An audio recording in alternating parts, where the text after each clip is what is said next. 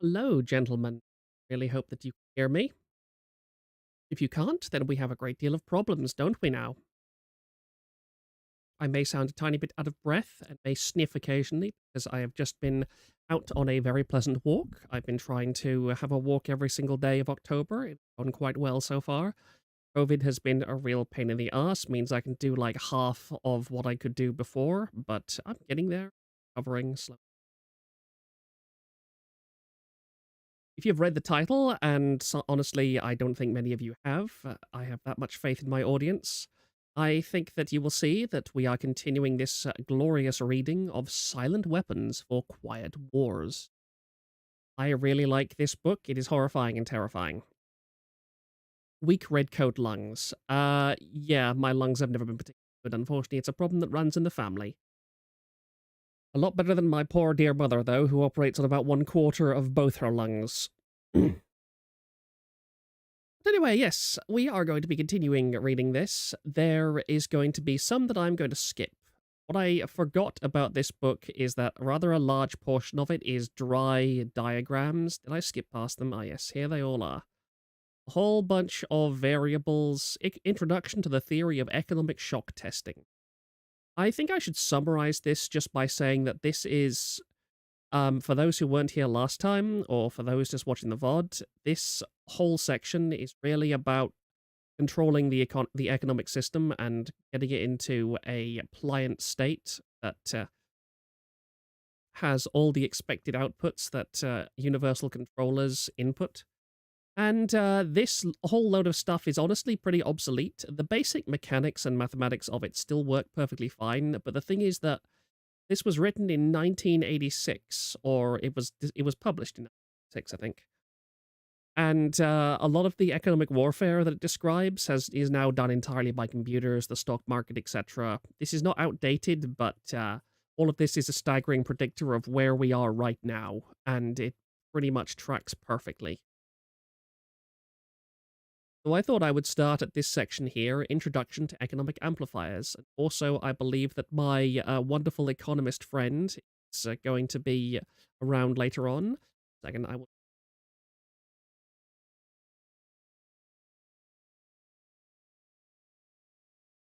live now.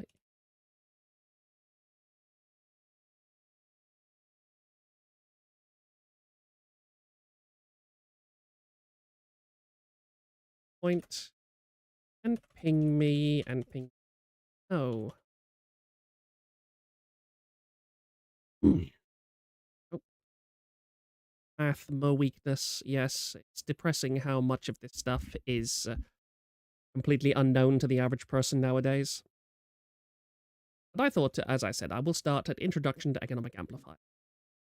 Economic amplifiers are the active components of economic engineering. A basic characteristic of any amplifier, mechanical, electrical, or economic, is that it receives an input control signal and delivers energy from an independent energy source to a specified output terminal in a predictable relationship, that of the input signal. The simplest form of an economic amplifier is a device called advertising, aka that thing that I specifically have uBlock Origin installed to block at absolutely any opportunity. If you don't have uBlock Origin or something similar installed in this day and age, you are an idiot, and I have nothing but contempt for you.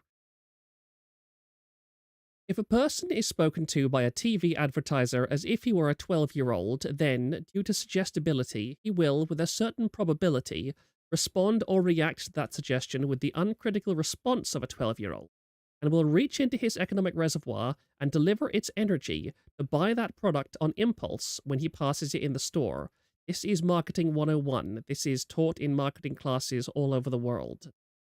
Anybody says this is a conspiracy theory, tell them that average marketing courses are conspiracy theories as well. An economic amplifier may have several inputs and output.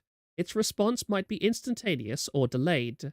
Its circuit symbol might be a rotary switch if its options are exclusive, qualitative, go or no-go. Or it might have its parametric input/output relationships specified by a matrix, with internal energy sources represented. Whatever its form might be, its purpose is to govern the flow of energy from a source to an output sink in direct relationship to an input control signal. For this reason, it is called an active circuit element or component. Economic amplifiers fall into classes called strategies, and, in comparison with electronic amplifiers, the specific internal functions of an economic amplifier are called logistical instead of electrical. Therefore, economic amplifiers not only deliver power gain, but also, in effect, are used to cause changes in the economic circuitry.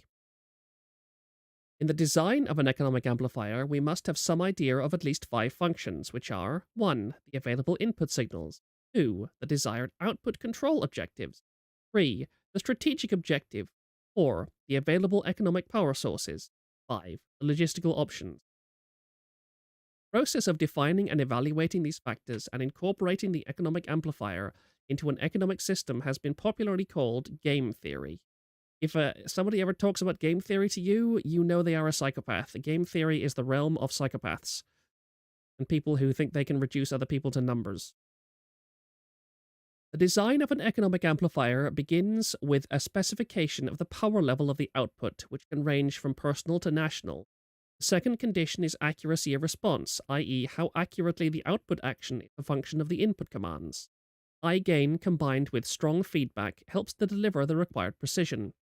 Most of the error will be put in the input data signal. As personal input data tends to be specified, while now national input data tends to be statistical. And all of this is just a short list of inputs. Who, what, when, where, why, how, who, when, etc. And general source of information, telephone taps, analysis of garbage. Hey, look, it's Garbage Raider. Surveillance, behavior of children in school. Why do you think so much of advertising is aimed towards children nowadays? Standard of living by food, shelter, clothing, transportation. Yep, soy milk lattes all around. Social contacts. This is probably the most high order item on this list in the modern age. Social contacts. Who you are talking to, telephone, family, friends, associates, members in organizations, political affiliation. This is why everybody wants your data, and there's no such thing as privacy any longer. Personal paper trail, personal buying habits, i.e. personal consumer preferences, checking accounts, credit card purchases. I really dislike having to use PayPal for everything, but I kind of have to use PayPal for everything.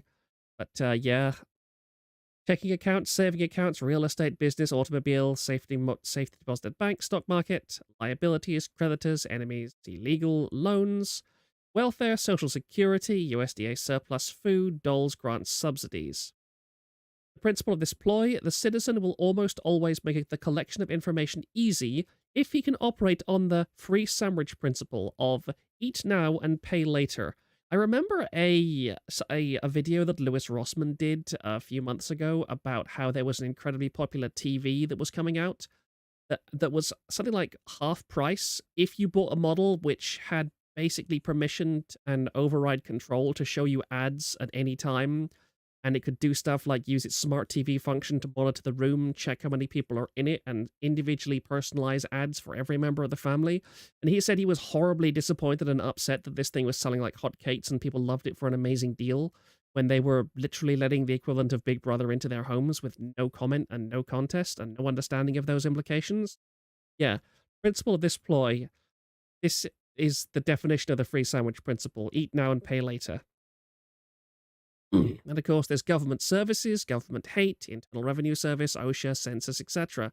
I find it interesting they have OSHA there, because we all know how much we love being told what to do and how we're not being safe and we're committing crimes by omission or all that kind of nonsense. Some of it is very important. A great deal of it is massive amounts of busy work. Other government sources, surveillance of US mail. This can be replaced with Facebook in this day and age. Strengths and weaknesses, activities, hospital records, psychiatric records. This is why I really hate a lot of the medical system. The last time I went for a checkup, I was handed a waiver that said, here, sign this so that we can sell your data. I obviously did not sign it, but judging from the reaction of the people that I handed it back to and said, no, I don't sign it, I think I was the only person who had ever not just glanced at it once, signed their name, and then forgotten about it completely. Of course, there's methods of coping, consumption of alcohol, consumption of drugs, entertainment, etc. You can also add burn, loot, murder onto this as well. That's definitely a method of coping in this day and age. Payment modus operandi, pay on time, telephone bills, energy purchases, water purchases, etc. Political sensitivity. Beliefs, contracts, positions, strengths slash weaknesses, projects slash activities.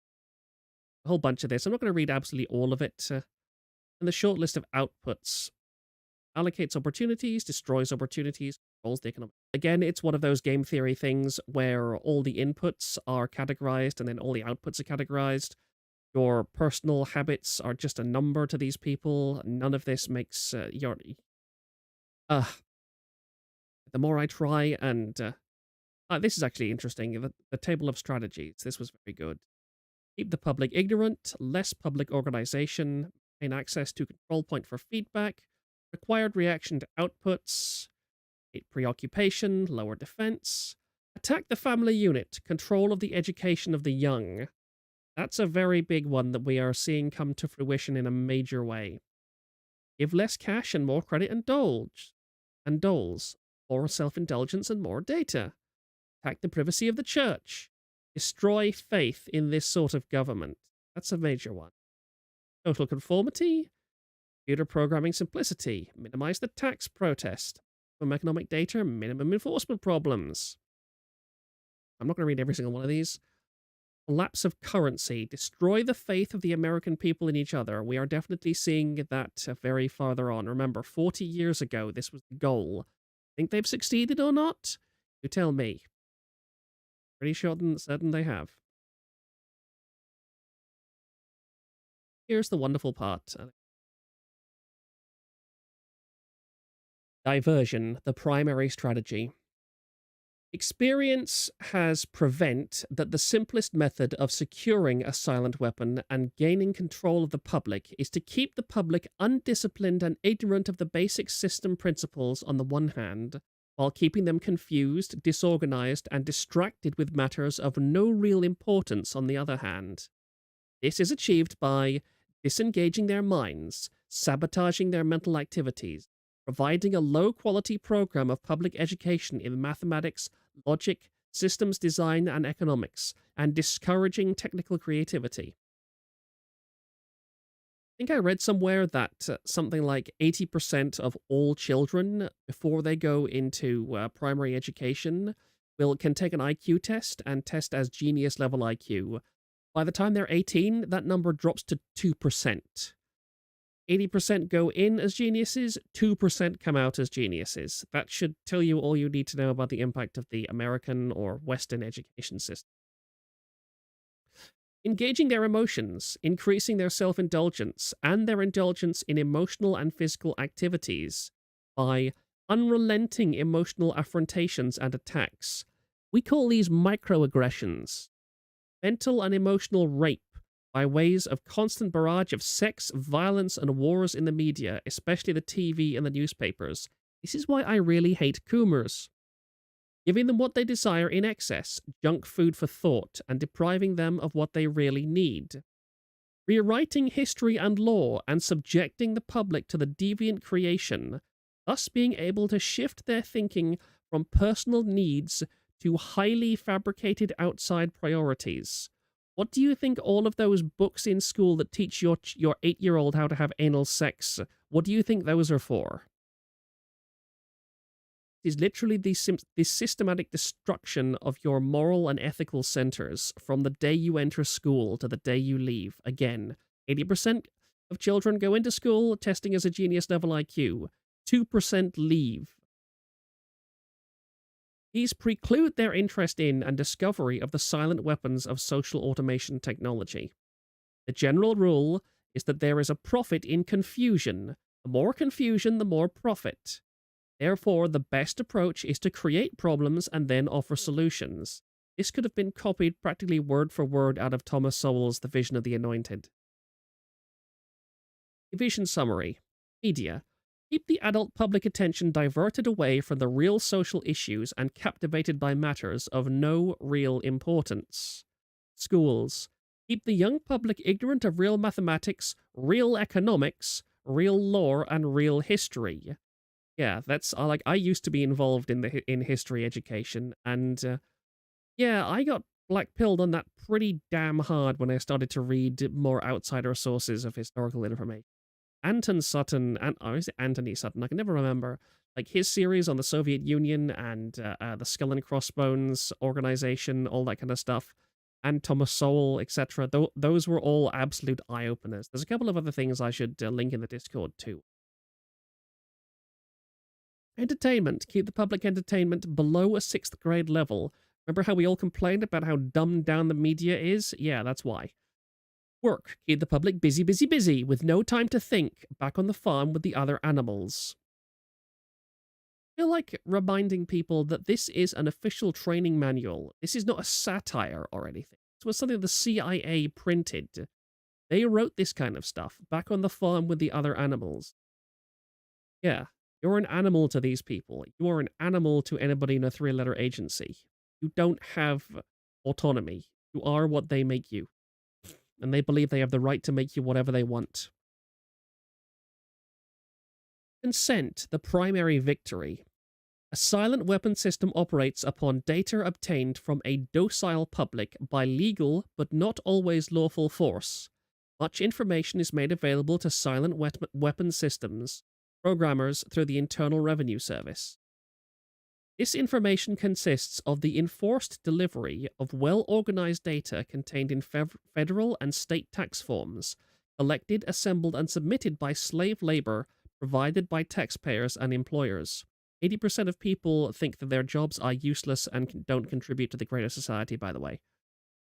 Furthermore, the number of such forms submitted to the IRS is a useful indicator of public consent, an important factor in strategic decision-making. Kill the 16th Amendment. Other data sources are given in the short list of inputs.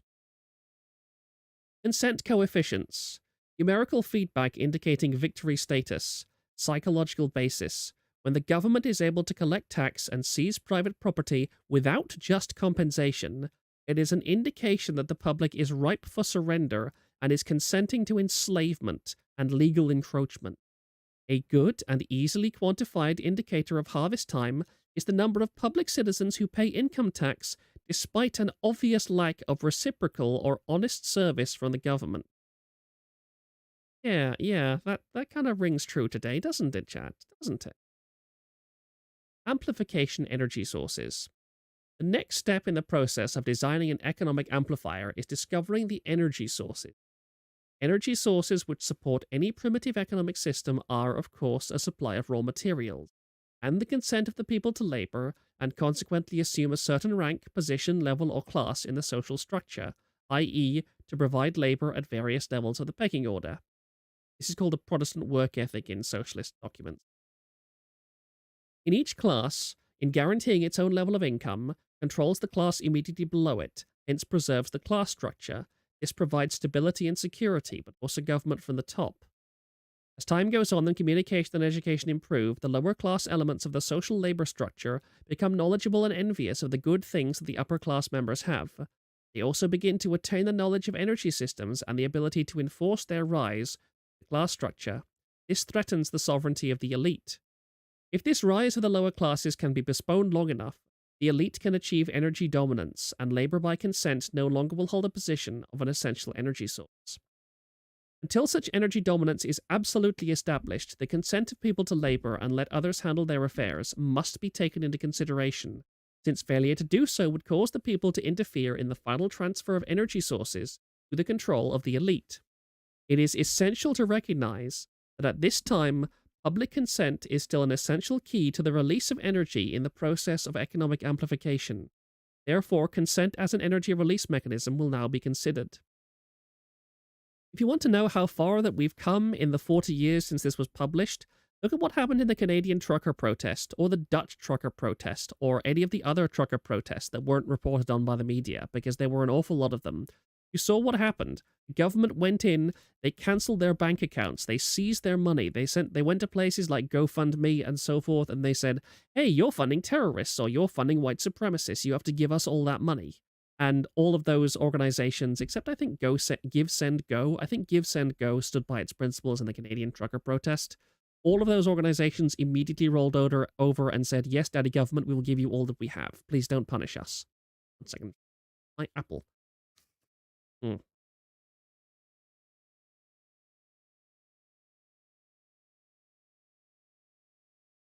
I really like Pink Lady apples. They're delicious. I wonder if I can get them in America.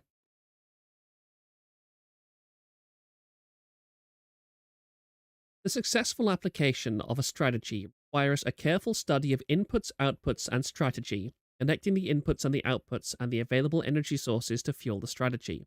This study is called logistics. A logistical problem is studied at the elementary level first, and then levels of greater complexity are added as a synthesis of elementary factors. Pardon my British. This means that a given system is analyzed, i.e., broken down into its subsystems, and those in turn are analyzed until by this process one arrives at the logistical atom, individual. Again, this is all about turning you and your free will into data for a computer to gobble up and spit out a decently accurate summary of what you're going to do next. This is where the process of synthesis okay, there is something wrong with my voice. I cannot say that word. Embarrassing. Synthesis properly begins at the time of birth of the individual.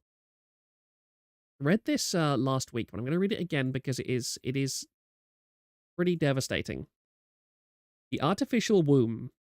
From the time a person leaves its mother's womb, its every effort is directed towards building, maintaining, and withdrawing into artificial wombs various sorts of substitute protective devices or shells. The objective of these artificial wombs is to provide a stable environment for both stable and unstable activity, to provide a shelter for the evolutionary processes of growth and maturity, i.e. survival, to provide shelter for freedom, and to provide defensive protection for offensive activity. As an Englishman would say, an Englishman's home is his castle. This is equally true of both the general public and the elite. However, there is a definite difference in the way each of these classes go about the solution of problems. I find it very funny how there's been an awful lot on Sam Bankman-Fried recently and his absolute gibberish that is effective altruism. Effective altruism really feels like an offshoot of this entire thing. You'll see this repeated throughout this document. It's the idea of, oh, people are horrible, people are terrible. Oh, wait, we're people too, but we're the good ones, so we can control people. It's this categorizing of people. Again, Thomas Sowell would call it like it's the vision of the anointed. There are the anointed and the benighted. You're definitely the benighted. The anointed are here to tell you how to live your life for you. The primary reason why the individual citizens of a country create a political structure is a subconscious wish or desire to perpetuate their own dependency relationship of childhood. Simply put, they want a human god to eliminate all risk from their life, pat them on the head, kiss their bruises, put the chicken on every dinner table, clothe their bodies, tuck them into bed at night, and tell them that everything will be all right when they wake up in the morning. This public demand is incredible.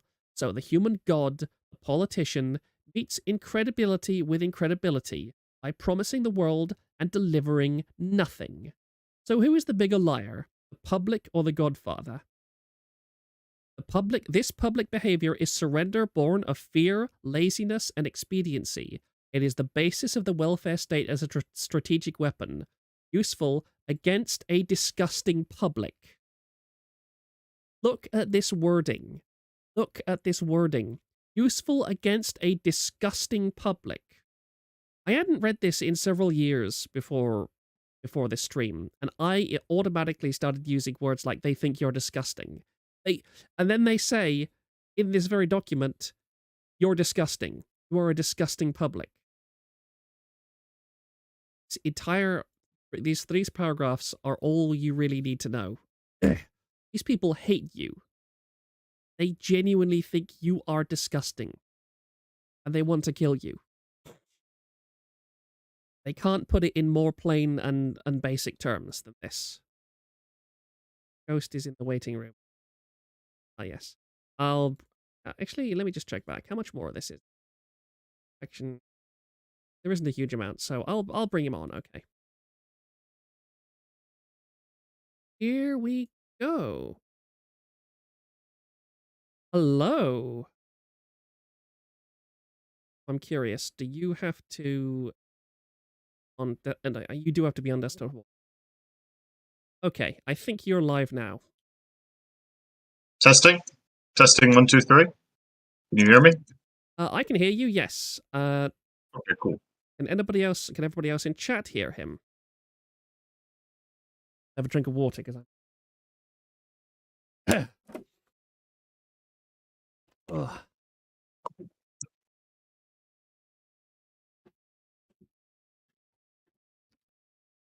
Ugh. Bit loud, but yeah, I'll just turn you down. He's a Nycliffe, bit loud. I don't get that one often. it's probably just the fact that I have you at 100% audio level. You're now down to percent. Yeah, judging Hopefully by that how makes a difference to the noble chatters, or the honorable chatters, or whatever they're called here. yeah, honorable chatters. That's what Kirshi calls them. I haven't decided on a name for my flock of reprobates. But yeah, I'm very glad you could join us anyway. And I honestly would love to know, when did you first find this? How did you first come into contact with this document? I read William Cooper's book, Behold a Pale Horse, and that's one of the chapters early on in the book. And the rest of the book goes a little bit off the rails, but I kind of took that chunk of gold and allowed the rest of it to go by the wayside, so to speak. Yeah, So, I can understand that. And one of the things that I'm very curious about, I've already mentioned Thomas Sowell multiple times, and also Anton Sutton.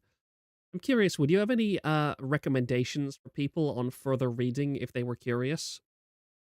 uh, I think that the most important work that you could read if you were only to read one book by one of those people is Bolsheviks and Bankers by Anthony Sutton, because he kind of lays out in very plain terms the original founding purpose of the Bolshevik Party and why it was bankrolled. Oh, And the yes. story that it paints and the tale it tells. I think if you were only to read one of them, that's the one to read. Yeah, Um, I would agree. It was a very good book that I enjoyed immensely. I think I've got a copy of it that I might paste in the Discord after this. yeah. If somebody is a bit more in the know, so to speak, they might find the introduction to Skull and Bones, America's Secret Society by Sutton to be very interesting. But that's one of those. If you start somebody on that and they're not already sort of a knower, then they Hmm. might think you're schizo. That is the risk that you take with that one. Whereas I think that uh, the book, the more historical tales are just that. They're a dry historical. I don't want to say bland because it's not bland, but it is very. It's exactly what it says on the tin. It's educational.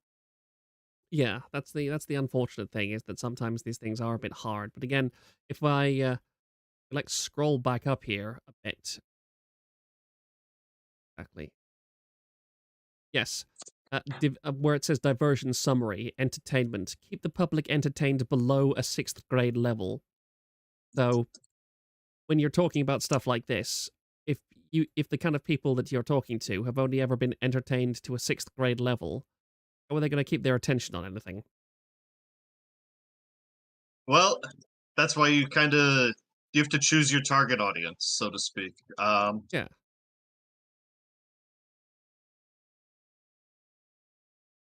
For me, I like to talk about this sort of thing with the more educated demographic because think whatever you might about modern medicine, people who go through the rigors of medical school are, if nothing else, capable of retaining and regurgitating vast sums of information. And as such, if you can present them with an objective body of evidence, more often than not, they'll at least consider it.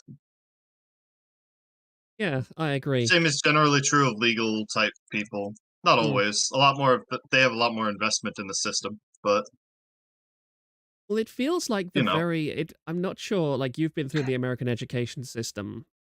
tell me about it. What consistently baffles me is the inability of modern people to basically cite sources or retain information on sources. It's like you'll see somebody who has obviously read a lot of stuff, and they even may have an understanding of it, but when it comes to regurgitating that knowledge, they don't say something like, "Oh, this intellectual here said that, and it's in this page of the book, or he wrote it in this book, or whatever." They will take it and they will turn it into like their own personal philosophy and say, "Well, I think, I know," and so on, and it devolves their argument completely down to a very personal level, and then they get extremely angry and mad when people just dismiss them as another voice in the chorus. Yep. It's also a cool thing about if you bring up a source and people don't like your source, then you're sitting there playing source wars, and most people don't want to play source wars. They want to debate and feel like they're being heard.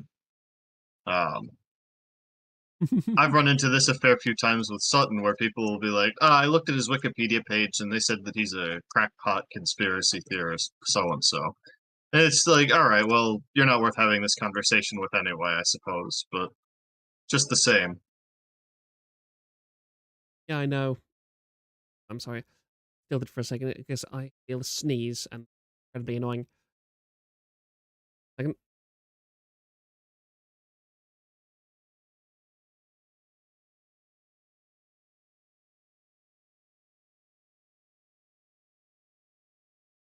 There we go. Sorry about that.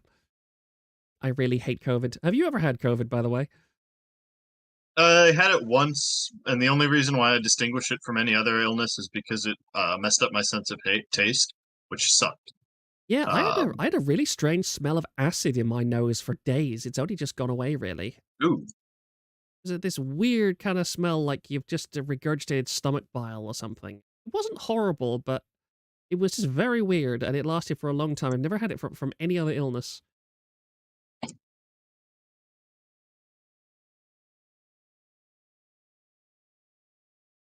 But I'm one of the things that I'm shocked about this document is that like this is a training manual essentially. This is something that a person is supposed to read to understand a method of warfare or control, and it's supposed to be technical, and yet it can't go out of its way.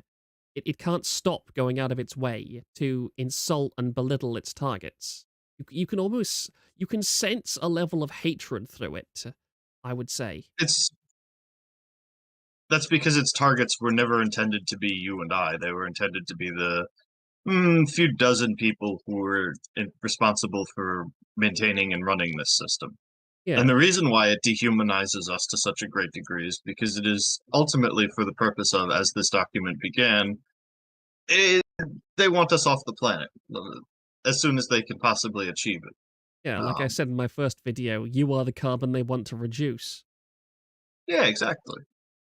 And as a result of this, or perhaps a logical extension of this, they cannot have the button pushers who are responsible enough to read this material harbor any sympathies, compassion, empathy, or anything for the subhumans that it's being used to control and eradicate.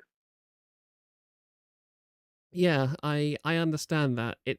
I ranted about this quite a bit. I'm not sure how much of the last stream you caught, if anything, but like I ranted about it for quite some time. Is that these aren't people that are natural psychopaths, because a natural psychopath wouldn't need to write any of this.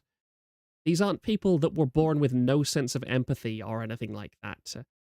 They were these people have an ability to relate to other people. They have an ability to connect to other people. They don't have an excuse, and yet Mhm. these kind of documents are just written in a way that is just these people are. It's like these people are disgusting. We need to destroy them, or we need to control them for their own good. We have the moral right to do so, and it's self reinforcing all the time. You would if this was clinical, I could understand it, but it's not even clinical. It's not. It doesn't even have the benefit of the banality of evil. It's just pure evil. Mhm.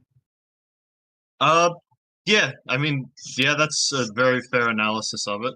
I think that it doesn't really drive at the heart of the absolute ridiculous theology that drives it, which is the belief that the intellect is the superior human virtue and that all of our civilization is derived through the intellect and that non-intellectual pursuits are not worth it.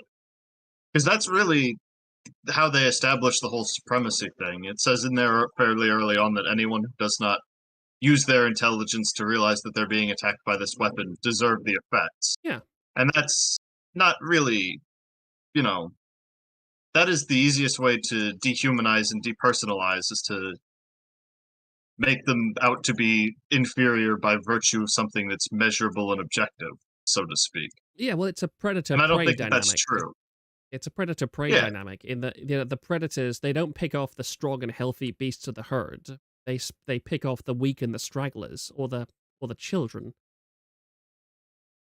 yeah. It's just easier that way. But I liken these people a lot less to a predator and a lot more to a parasite. Hmm. I don't think that this is a particularly. I don't think that these people have the capability to be predators. I think that they have the capability to steal and lie and connive and achieve by underhanded nature and duplicitous dealings, an undue amount of influence and civilization for themselves relative to what they deserve for what they contribute. Yeah, well, I think they're predators in the same way that crows or ravens are predators, in that they don't actively try and hunt things down, but if they see something weak, then they have the cunning and the wile and the guile to track it down and almost toy with it until it's dead, and then wait for it to rot, and then just eat what's left. Yeah, there's some of that, but I think that a lot of what this document is about is how to milk people, how to create and foster a dependent, loving civilization based upon these virtues that you can control and hold in the palm of your hand until you are ready to crush it. Yeah, I think that that's a lot less predator prey and a lot more. We are a parasite. You are a host. Please give us your minerals and nutrients. well, we gift you with the glorious wonder of our own intellects, which we naturally grateful and appreciative for. Yeah, So I because think, we are the only mature yeah, minds. I think Zenlar wants to come in as well since he's in the waiting room. Mind if I let him on? No, go for it. It's your Okay. stream. Yeah, I need a break to take a drink of water anyway. Hello, Zen. Hello. Greetings. Excellent. This does actually work. I'm amazed. It's picked up your avatar as well. My one input on this is that I'm reminded of a quote by our species' greatest philosopher. And it goes as such: the upper class keeps all the money, pays none of the taxes. The middle class pays all the taxes, does all the work. The poor are there just to scare the shit out of the middle class. Yep. There's a lot of truth to that. R.I.P. Carlin. I don't know if I call him the greatest philosopher, but certainly he was the voice of the boomer generation. Well, he was very good at observing and how do I put this? Making it digestible for the masses. Yeah, exactly. I certainly do think that he had a claim to be, of the people who were alive for me to witness, their decline and end. I think that George Carlin certainly was. He sort of defined the vulgar, perceptive comedy that still keeps it kosher. That people like Louis C.K. have kind of moved in and eaten his lunch, and they're not nearly so good at it, of course. But Well, yeah, like Carlin was the original shock jock, and he couldn't be a broadcast shock jock. He had to circumvent the FCC by actually putting out, records. yeah, and in terms of the race to the bottom culturally, I think that George Carlin would be none short of appalled at how banal and trite his actors had become. Well, yeah, because if anyone who watches his later specials, it's just like, I've been saying this since the 60s and 70s. I'm tired of this shit. Fuck you all. Yep. My mother didn't like him much because she said, and I quote, "He's just too bitter. He became too bitter by the end." And it's Yeah, I well, share that. yeah, you sort of weren't really paying attention much to what he was saying because he explained how that all came to be. Hmm. But I don't know. I think that certainly in terms of making it digestible, he was one of the greats of the last generation. Well, yeah, I would frequently have human nature, economic arguments with my mother, and she would usually give pushback until I said, like, "Mom, let me just put it to you this way," and I would just throw it like a Carlin idiom kind of thing stuff, and then be like, "Oh yeah, he did say that." It's like you watched him, but you weren't paying attention. Or they just didn't comprehend the full implications of what it was that he was on about. Yeah, Yeah, I'm sorry to interrupt you. I just thought that with Carlin, I haven't watched a great deal of his stuff, but he very strongly gave me a vibe that an awful lot of people like him give off, in that he feels like a Cassandra almost. That it started off as an act, and then as it goes further and further along, you realize it's not really an act. That this feels like a man who is standing up there and screaming as loudly as he possibly can in the only way that he really knows how, towards an audience that is is rapidly approaching a point where they are psychologically incapable of seeing him as anything other than a comedian. a better Yep. analogy I would give would be Benjamin from Animal Farm. Yeah, I agree there. But yeah. Yeah, that's the tragic part about all of this, is that you can't talk about this kind of stuff to an awful lot of people, and it's not because they can't understand it. It's that you're speaking a different language than them. They have the brain power, but it's been twisted and focused. It's like on a different operating system, or that you can't make a connection. The file types are incompatible. Even though if you put them up on the same images, you'd get the same image from each file, but without the ability to decrypt it into the other person's language, it just doesn't work.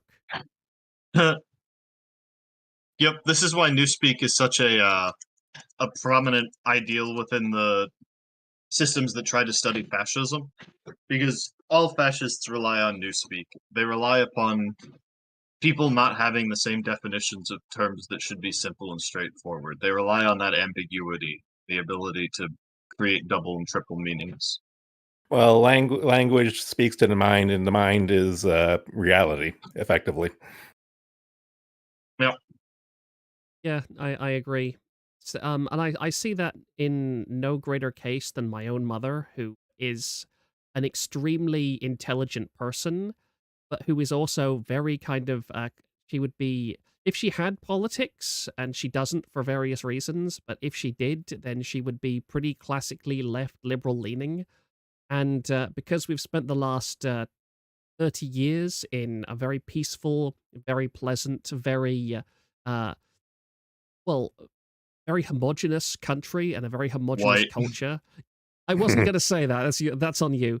I know you weren't going to say it. That's why I had to say it. But if you would have done the heavy lifting. Yeah, I try to talk to her about these modern issues and these modern problems, and it's almost impossible to convey to her. She understands on an intellectual level the kind of stuff that I talk about, but it's almost impossible to explain how the definitions of things have changed. Like, to say to her that, a man is no longer a man, a woman is no longer a woman in the eyes of these politics, when she knows them as, that she knows liberalism as the kind that championed for the rights of women to be women, as opposed to just live up to the standards that men set for them. Now I say, well, yeah, that's kind of the opposite now. Now it's men setting the standards, but they're calling themselves women, and so, like, you can't explain these things to somebody who isn't mired in this nonsense already. And if they're mired in this nonsense, then it probably means they've already been indoctrinated and corrupted to it. Well, this is what brings my piss to a boil. People will say, like, oh, slippery slope fallacy, but I refer to slippery slope by its original meaning, which is death by 1,000 cuts.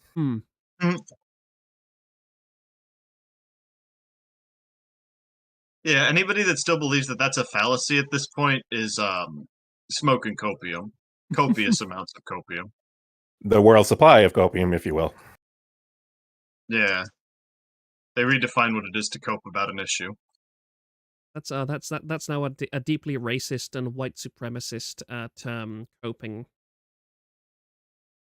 Like with cow's milk, you're a racist and you're a white supremacist. Cow's milk. Unpasteurized milk at that. Ooh. Oh dear. I think I read just yesterday. I was watching a video that how they, like in the Disney movie Pocahontas, they went back. There's the like the song where all the colonists are gearing up into a frenzy to go and murder all the tribals, and Yeah, the Savage song. Disney changed the lyrics of that, and I think I saw. they changed I think they changed the "savages barely even human" line to "This is what happens when the races are diverse." And I just Yeah. Yeah. What else? No one dig up Disney's corpse and ask him his opinion on the colors. No, please do. Do not let them erase history. No, I'm with you on that there, but it's just the thought. Yeah, I know. I'm memeing for the most part. Yeah. But I'm going to turn my attention back to this for a second, because let me just have a quick look at the draft.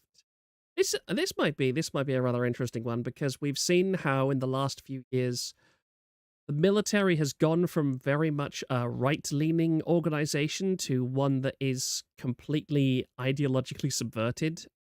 And I find it fascinating how, from my own studies of history, one of the things that I was quite interested in for a long time was the Middle Eastern militaries, particularly times like the Iran-Iraq War, because if it wasn't the slaughter of thousands and thousands of people by the most horrific means imaginable, it would be a laugh-along comedy for the entire family, reading about the activities of the Iranian and the Iraqi armies. You had stuff like officers or artillery batteries who would shell the same empty patch of desert for 24 hours straight because none of the officers told them to stop shooting, and they knew the first person to stop shooting would be held up on treason charges and shot.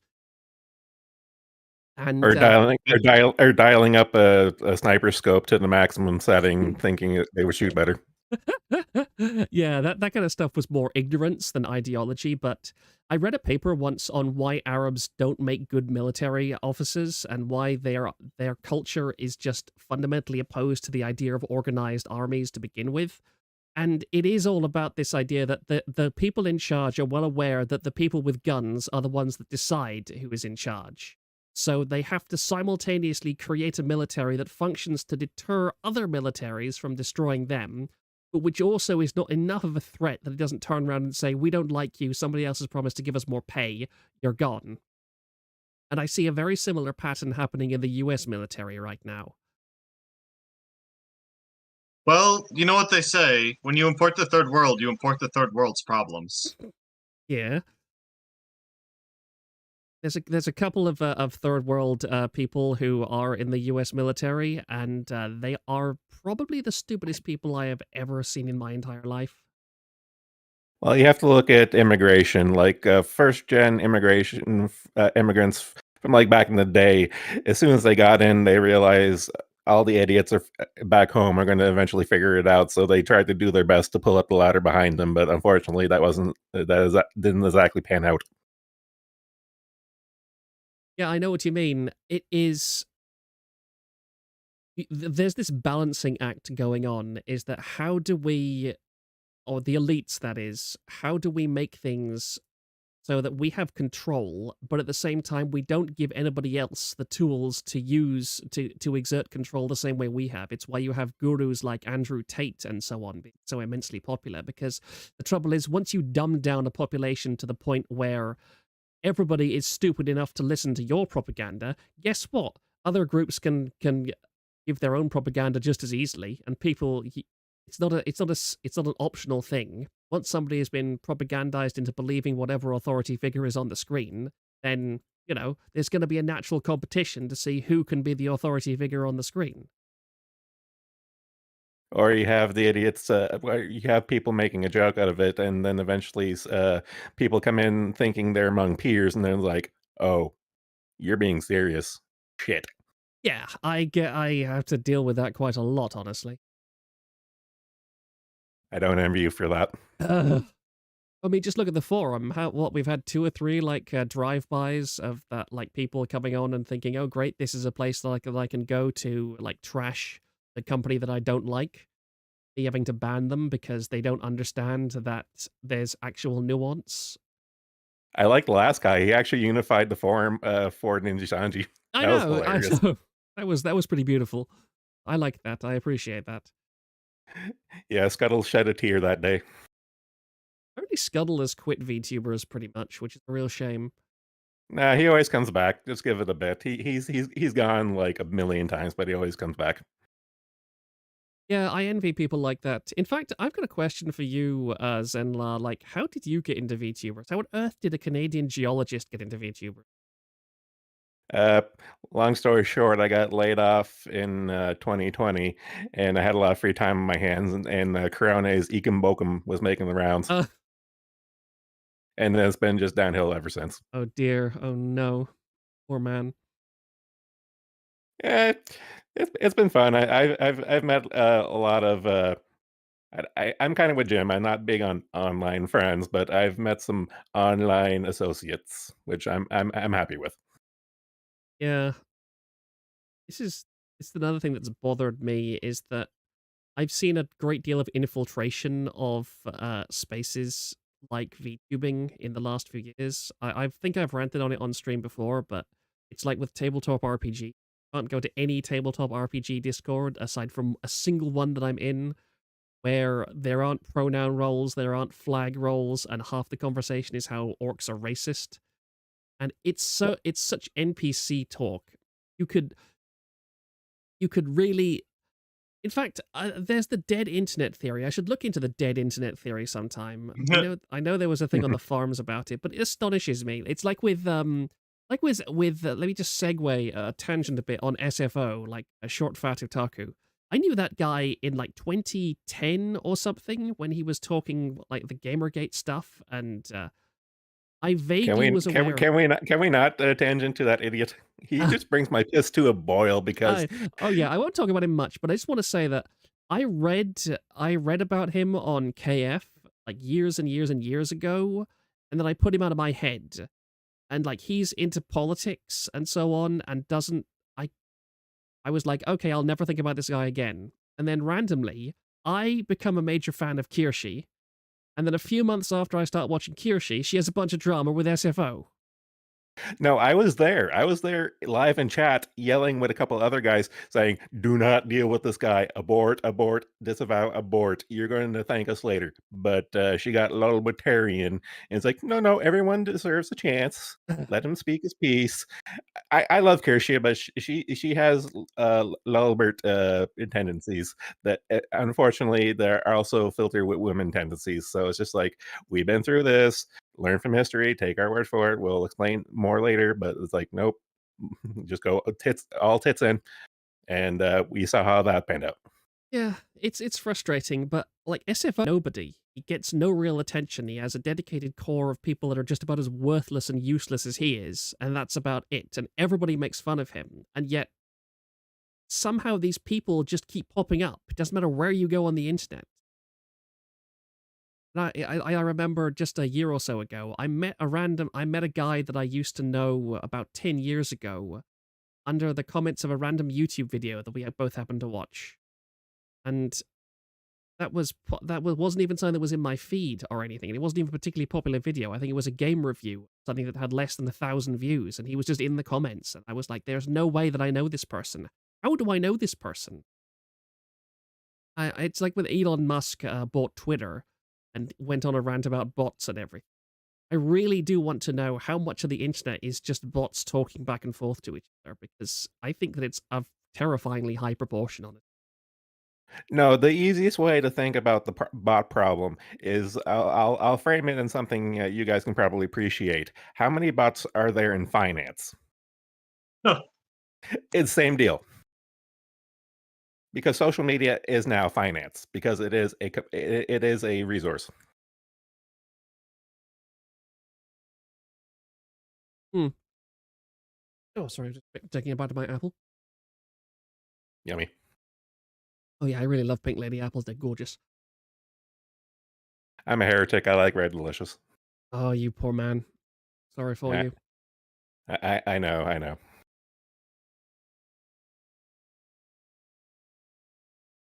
VTubers and the lockdown have been a disaster for the weeaboo race. I really do wonder what VTubing would look like if COVID hadn't happened. That would be an alternate universe I'd be fascinated by. No, we still be on the same timeline. It would just have taken longer for X, Y, and Z. Yeah, I can kind of agree with you. I don't think things would be as parasocial as they are right now. Oh no, that was always going to be the case.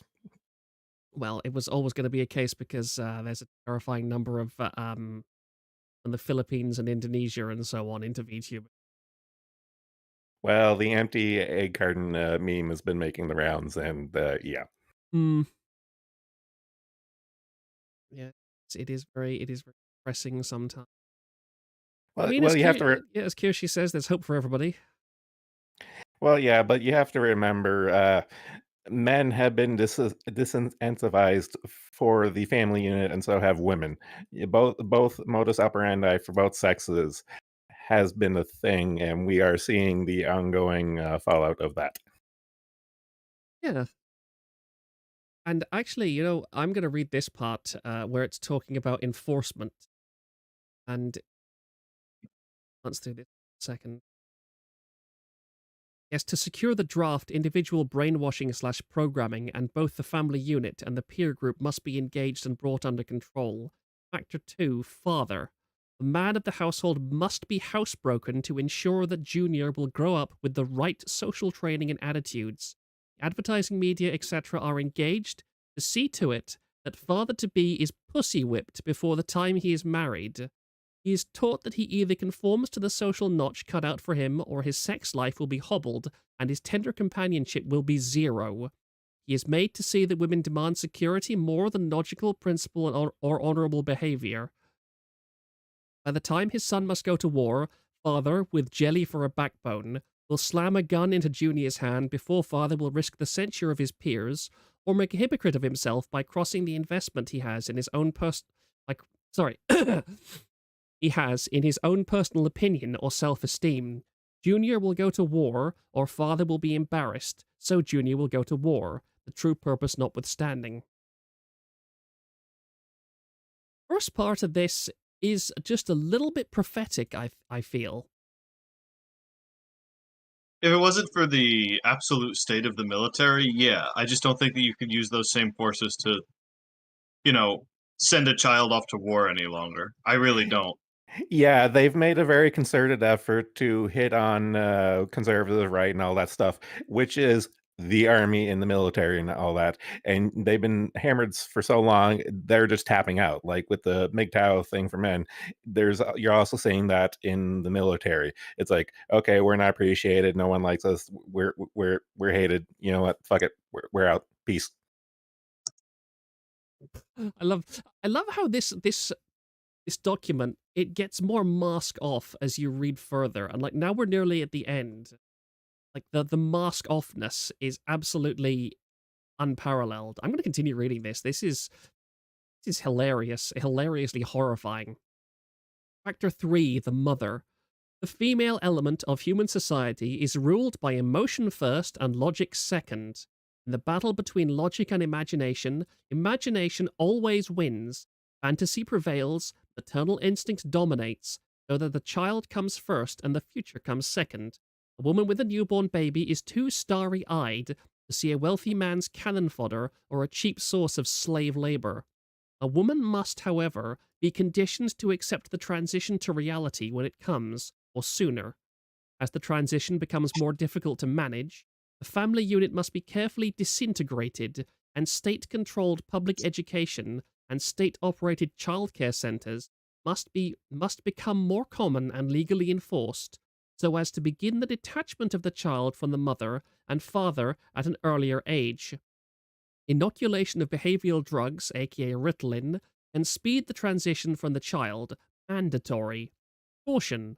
A woman's impulsive anger can override her fear. An irate woman's power must never be underestimated, and her power over a pussy-whipped husband must likewise never be underestimated. It got women the vote in 1920. Well, we can just reference back the temperance movement. That was all women just being like, fuck you, we're getting rid of booze.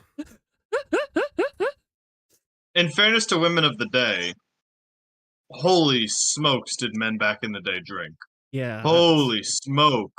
Better in water in some cases. Yeah, I think that in the 18th century, the rum ration for Navy personnel was 2 gallons every day. Yeah. In America, from what I understand, at the end of the Civil War, the average individual drank 750 milliliters of liquor, or its equivalent, per week. Ooh. That's insane. And that's including children up or over the age of 10, I believe. So, Ooh, and that's a statistical average, so you're going to see massive outliers to that. yeah, and there were also plenty of outliers that didn't drink, that were teetotalers. And those people don't count for anything. Those skew down the average. Yeah, yeah. So factor that accordingly. And you have to remember the Civil War initiated a nationwide PTSD effectively. And that's how people dealt. Well, yeah, I mean, end of the Great American Republic kind of hit everybody differently. Mm. Oh, pardon me.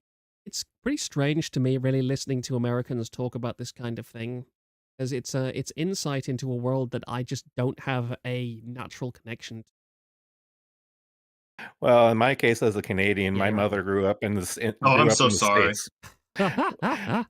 Well, yeah, but my mom grew up in the States, and I knew more about American history just because I enjoyed history, period. And it just so happens American history was a major factor because, main trading partner, shared history and all Man, that jazz and stuff. But me knowing more about American history and my mother kind of made me a little depressed at times. yeah, I bet. Mm. Because same. And she didn't know shit about Canadian history. That was just like, no. Oh, Canadian history is that, everything was fine and wonderful until white people came along and did evil, horrible things, and then the Catholics came over and they murdered thousands and thousands, no, millions and millions of children, and definitely billions of, like, adorable little colored boys. And In, now in my, it's your job to pay reparations for it all. Come on, open your bank I just account. I disavow all of that there. I'm Acadian. We made love, not war. Why do you think we have so many Métis? I feel very sorry for Canadians, genuinely, that they have been dealt a Hell on horrible earth. hand in life. No, we have no one to blame but ourselves. Yeah. True, but that doesn't make it any better there. Oh, no. Yeah. Sorry, you go on. Yeah, so just a little side tangent. I trained a lot of students straight out of school for geology and stuff, and we would have talks and whatnot. And I saw the indoctrination system develop in real time, just from each new batch every year of students I had to train up. And oh god, it got bad. Oh yeah, I was present for my high school's founding of their Gay Straight Alliance, which started as a place where like disaffected youth whose families couldn't afford therapy would basically send them once a week to bitch about their problems, and it turned into this like horrible politicized bullshit. Like it kind of happened in increments because once the original people, the original curators, fell away from it, it got taken over just by whoever wanted it, which was obviously an insane ideologue. So, Well, sort of the natural progression of things. But rules are radical, co-opt. yeah, and rules for evil is that you basically cannot be creative. Like evil has no creativity whatsoever. No. This is true. This is true, but I believe Proctor has an opinion now. Oh, You I know know me he too does. well. Yeah, I actually, honestly, what I was thinking of is what to read next, because I want to continue reading stuff like this. And the advantage of this is that it's only been 45 pages, and a lot of it is very dry statistical analysis.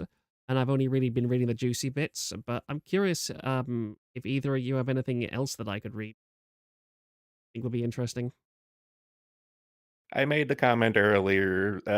I'm a big fan of Mises' economic theory, and he does touch on some of this, but more focus on economics, like pure economics. But he's a good dude.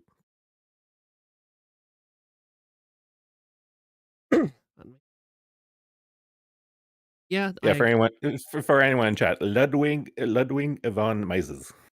can send it in the Discord as well. I do have a bunch of books that I downloaded. Content. Yeah, I really love the Bell Curve. That's one of those books that was kind of almost banned at one point because it says very direct and statistically backed things about IQs. I think backs up a lot of what I said earlier because I commented that an awful lot of people, an awful lot of children will test as genius level IQ before they go into school and then come out basically far stupider than when they went in. Yeah, well, what can you do? Can't keep education at a 6th grade level if people are curious, so. I've been called out by maniacal foreigner. It's Mises. Oh, that is a strange name. That's the problem with these names. You go to America and you immediately get bombarded by names that have been filtered through a cultural diaspora of about 70 different cultures. Well, to be fair, he's Austrian, hence the Austrian school, Hmm. which he founded. Another book that I really like is The Deliberate Dumbing Down of America. That's a good one, but have fun reading all 800 pages of that on stream. Yeah, it is 800 pages. I would definitely need like a Cliff Notes version of that. It is an excellent book that I quite enjoy. Though admittedly, even I haven't read every single bit of it. I Uh, have. It's a good book. there are some meaty bits, but some of the older PSYOP field manuals from the army are pretty good too. Yeah, that's pretty good. Another thing that I would really like to read personally, because it's so beautifully written, is um is Adam Smith's The Theory of Moral Sentiments. That's almost I remember reading quite a bit of this out of pure like pleasure for the text. Beautifully written. It massively illustrates how much literacy has declined in the past several generations.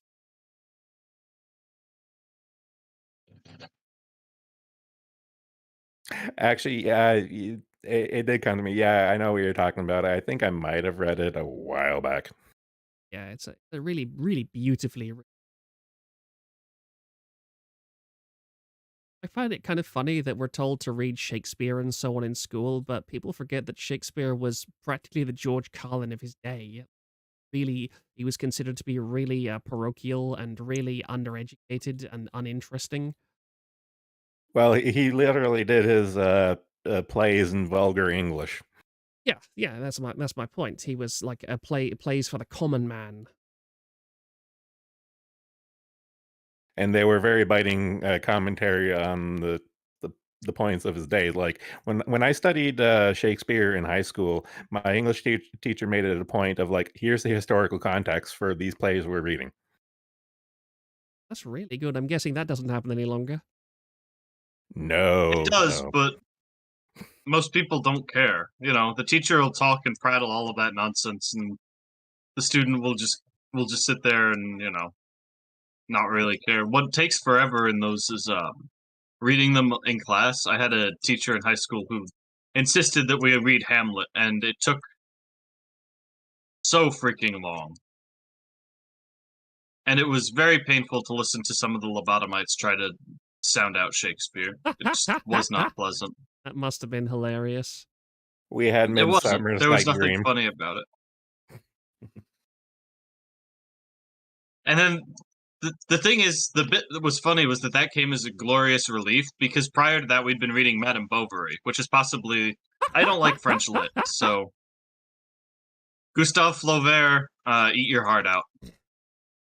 Oh, that is so beautiful.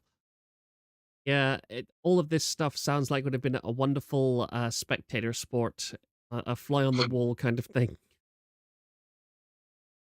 Nah, believe you me, you would not have enjoyed it. It's like it sounds funny because you never had to experience anything like it.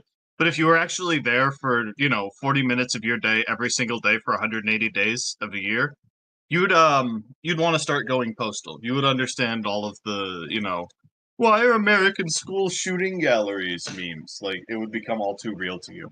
Oh yeah, that's another thing that amazed.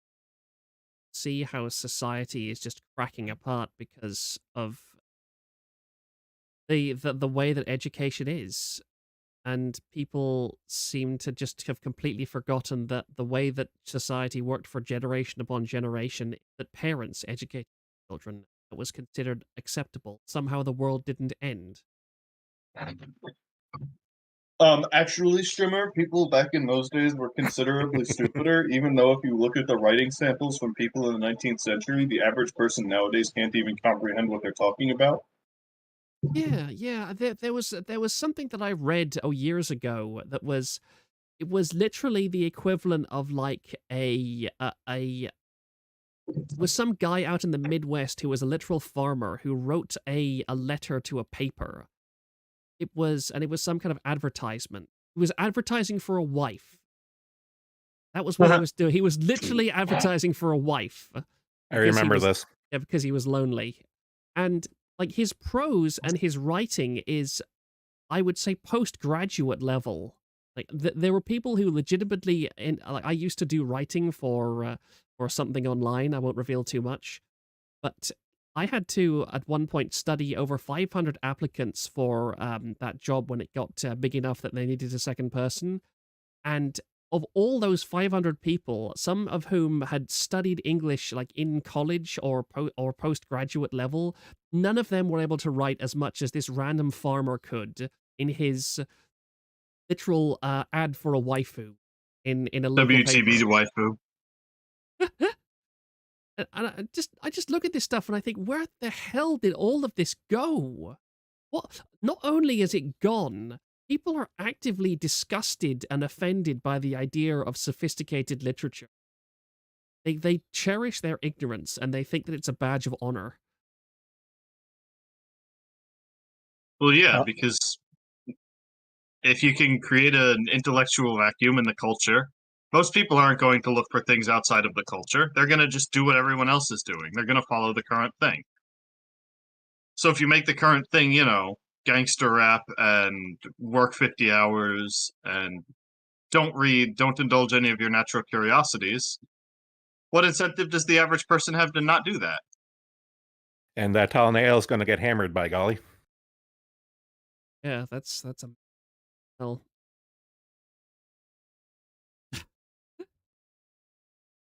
Looking at chat. Ah, yes, the most grueling experience in school, having the quarterback try and read out loud and not tear out your hair in the process. So I went to school. I graduated 2014, so I was always in like honors and advanced placement classes and whatever else have you. And you could tell the second that somebody in those classes opened their mouths whether or not they actually belonged there. Because if they read like a lobotomite, no inflection or the wrong inflection and just like no real reading comprehension evidence, you knew they didn't belong there. It was the same thing if they got called up to the whiteboard in calculus and they couldn't do any of it. I have And a the funny parents- anecdote for that too. Sure. So in my geology class, there wasn't that many of us because it was a small university. Now there were a lot of keeners. They were very smart. They worked hard. However, what is I that was exactly? Explain that for somebody who's not American or Canadian. what a keener. Enthusiastic, bookworm, teacher kiss ass. Try hard is probably the best word. Okay. Okay, so I was not one of those. I was a mouth breathing idiot, and I had a bunch of mouth breathing idiot friends that I made very quickly in that class. And you're into Here's VTubers. Yes. So here's the kicker. Me and Team Idiot, we got the highest marks in class. We finished our labs first. Uh, w- Honestly, like we finished our tests first. We just breezed through everything. And I shit you not, one of my friends, probably the earliest instance of this I saw, one of the keeners in class was bitching at us. Was like, "Why do you guys finish your stuff so fast? And why do you guys get high marks?" And my friend, without missing a beat, skill issue. I'm very I I proud wish of I that went to friend. school in the skill issue days. There would have been so many times where I used to be somewhat chubby as a kid. So just the image of my fat self, like, smarting off to somebody who wants to punch me in the face but knows it's not a good idea. Just telling them that it's a skill issue would have been so much damn fun. No, well, here's the kicker. We were all, without fail, big guys, and one of us was on the university football team. He was a fucking Oh, brick. so they wanted to, like, do some intellectual discrimination against you. If no, we would just sit back in class and be chuckle fucks. We were literally the chuckle fucks, but we excelled because we got the material. And I remember my introductory, I initially went to university on a biology scholarship, and I was going to go into biochem pharmacy, but I took Mm, geology as an elective, and it was like a come to God moment. It's like, oh my God, this is I it. really like this. Yeah, Yeah, and my intro good for prof you. and my intro prof ended up being my honors thesis supervisor, and he was a proud newfie, but you couldn't tell. But he was a proud, smart Mm, newfie, and he taught the class. Here's how he marked his test.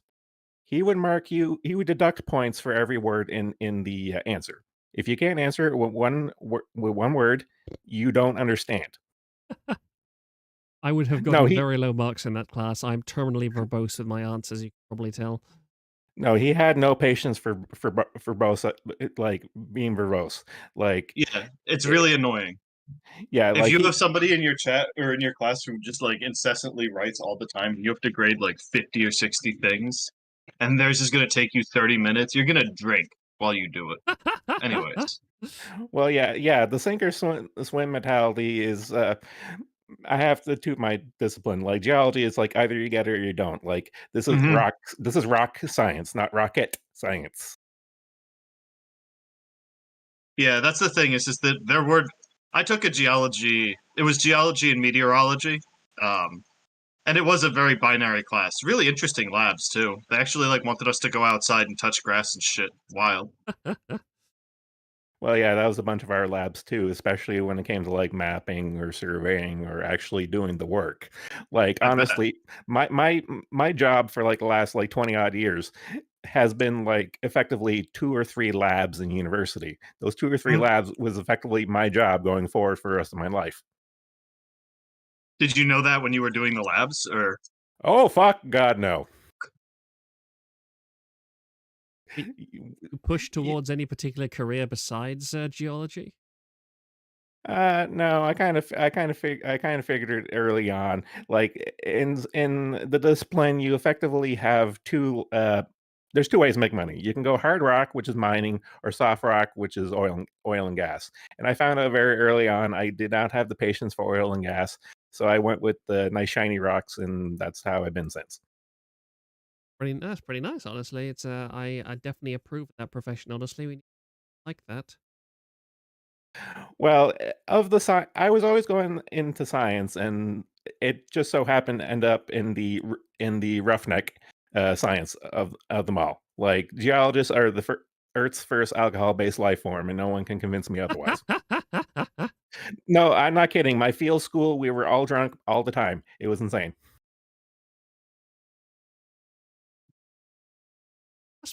There must be something. I would really love to talk to a neuroscientist and ask them why is it that some relatively high level professions can function on massive amounts of alcohol, but with other ones of seemingly arbitrary distinction, have one drink and you can't function any yeah, I agree. We should just let all CDLs get drunk on the job. Anyways, longer. Thank you for coming to my seminar on how to make more work for claims adjusters. I definitely need you to get you on here again sometimes when we talk about economics. You have a vastly greater understanding of the ideas. Well, I went to school for it, so Yeah. Although from everything that I've read about economics, it's more like the school is there not so much to teach you all the things you can't learn outside of the school, but to teach you all of the useless things you were taught outside of school you don't actually need. yeah. Well, But that's just education in a nutshell. Yeah, I would agree with you, tragically. Like here's my rant on education. Like you do need it for certain things, but here's my real opinion on it. It gives you a baseline to understand what you're looking at. Like for example, I don't know shit, but I know what to look for in Google. No, I'm not kidding. That's literally how it is. I'm not. And I've talked with I I'm said, not dismissing that. I'm a lot of the laughter, a lot of the laughing here is not dismissive. It's just kind of, coping. I know this, but I'm just amused by finding somebody else who knows it too. Well, yeah, like I do have other friends in like high level professions. Like I know a bunch of engineers and stuff like that there, and they're all of the same opinion. That's just how things work. And they don't teach you that because they wouldn't be able to get their money in university. That's university wouldn't be able to make their money Ugh, if they taught if what a they shock! taught you reality. Yeah, I know. It's why I the have problem with fetishizing education. I have a great deal of respect for people like Lewis Rossman, who is so dedicated to free and open source stuff and dedicated to teaching people how to do things. As it takes a very special kind of person to gain knowledge and want to pass that knowledge on in a way that may potentially damage their own business in the process. Well, Lewis is old school. He's self-taught, and he has the same mentality as me because when I learn something, I write it down, and anytime I had to train someone new, it's like, here's my procedure I wrote for myself. You can review it on your own time. Yeah, very wise way of going about things. But- well, anyway, I am starting to feel my throat go a little bit, and also I've just realized that I am starting to get extremely hungry. I have a very nice pizza waiting indoors. So, unless anybody has any closing thoughts, I think we can end our impromptu but genuinely very fun little podcast experience here for now. Always good to be on. Yeah. You just had an apple. How are you hungry already, etc.? Well, I haven't had Anyways. any. I have literally not had anything else besides this apple all day. Sounds like an excuse to me. Well, it's because of COVID. Like COVID has really messed with my appetite in a very strange way. Like I can go for hours and hours and hours without the slightest bit of a hunger pang. Even the thought of food will disgust me, and then suddenly I'll realize, wait, it's been like 18 hours since I last had a bite to eat. Yeah, I've done that before, but even without COVID. My brain is either on food or it isn't. Yeah, it But seems to be maybe it's rewired my brain a bit to more classically autistic traits. I've also felt I used to drink like 4 or 5 cups of coffee every day. I've not had a cup of coffee in like a week or so. I just don't. This is something about it that has completely stopped registering as appealing to me. I don't want coffee at all. Like, I've got completely cold nice. turkey off it. Go for it. All right. Well, it was good chatting with you guys. Yep. I'm very grateful that people feel like I'm worthy of listening to and dating people in this topic. Like I don't want to monopolize this in a way. I think that both of you are very interesting and it's always fascinating perspectives on everything. It's nice to, especially with people like you, Zenla, talk to people who are drawn to a very traditionally kind of weebish hobby while also being a successful and independent person as stuff worth talking to aside from, what they last fact to on an image board. Well, since I've started shitpost streaming, there's only one thing I have to say. Hey, chat, I cracked the code on how to deal with streamers. You have to treat streamers as chat GPT. You need to give them prompts in chat, and then the content will flow. Yeah, I agree with that. I mean, I'm not surprised that these streams haven't been particularly popular because it's a very esoteric subject. I mean, I'm very glad that I did this. A lot better about it. Yeah, same. Yep. Right, anyway. Yeah, but anybody who isn't prepared for esoterica with you is setting themselves up for Oh, yeah, absolutely. deep-seated confusion. I refuse to be conformist in my. So I have been thinking about doing something like maybe I've been really interested in playing Getting Over It on stream. I might do that because it's like the typical streamer game, but I think I'd actually be. I've never played a game like that before, but from everything else that I've seen people play of it, it's not going to be that hard. I want to watch. I'll Same. make sure that I'm available because I definitely want to watch that. Yeah, I also thought about Jump King, but Jump King is a little bit too much of a rage game for me, I think. I very quickly get... Getting Over It is the right brand of philosophical nonsense game for you. Like, you're going to actually enjoy listening to him faff around vocally. Yeah, I'm sure there'll be a couple of interesting arguments. I don't think I've ever seen a streamer who actually listens and responds to that kind of stuff. They all have that narration just off for talk about it. So I'm like, yeah, exactly. I think that you specifically will find yourself listening to and being entertained by that. Yeah, that'd be and cool. that's what I'm interested in, just as much as watching you fail to get through the lanterns. Oh dear. Weekly schedule, nice. I can think of a schedule. The trouble is, I'm a pretty chaotic person, so I kind of stream. The idea of you keeping a schedule is hilarious. Yeah, yeah, that's a major problem I've always had. Mind you, I've managed to keep, like, apart from like being late for a minute or two, I managed to keep everything that I've put in this. So, we'll see. We'll see. I've made peace with just giving like a heads up. It's like, all right, in a few hours, I'm going to do this. If you want to, great. Don't, okay, whatever. Yeah, a few hours minimum is what I try and aim for. Anyway, as I said, I'll see you all later. Thank you very much. All right, later. Toodaloo. All right, bye, and thank you once again.